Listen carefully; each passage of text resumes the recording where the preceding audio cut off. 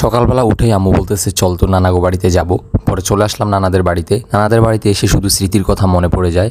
ছোটবেলা যখন নানাদের বাড়িতে আসতাম তখন এই জমিনগুলোর মধ্যে আমরা কত খেলাধুলা করেছি, কত মাছ ধরেছি। বর্ষাকালে যখন আসতাম তখন অনেক মাছ ধরা হইতো, যা বলার বাইরে। ভাই বোনদেরকে নিয়ে বের হয়ে গেলাম সেই স্মৃতিময় জায়গাগুলোতে ঘুরে আসি, প্রকৃতির সেই সৌন্দর্য দেখে আসি। তাইবু কোথায় আসছো? ধান খাতে। নানাদের বাড়িতে ধান খেতে। কেমন লাগতেছে তোমার এই চারিদিকে খুব সুন্দর প্রকৃতি দেখে? কেমন লাগতেছে? অনেক ভালো লাগতেছে। তাই? জি।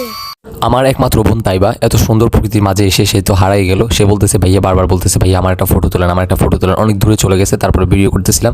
ছোটো ভাইও তার ভিডিও করতেছিল, দেখেন কি সুন্দর করে দৌড়ায় আসতেছে।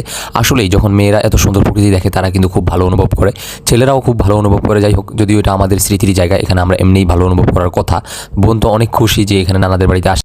যাই হোক, এটাই বাস্তবতা, সব কিছু সময়ের সাথে হারিয়ে যায়, সেই স্মৃতিগুলো হারিয়ে যায়। খেলাধুলা, আড্ডা, মজা মাস্তি ছোটোবেলা হারিয়ে গেছে, এখন আর নেই। এখন শুধু এগুলো দেখা ছাড়া আর কোনো উপায় নেই। হয়তো সামনে দেখতেও পারবো না, আসতেও পারবো না।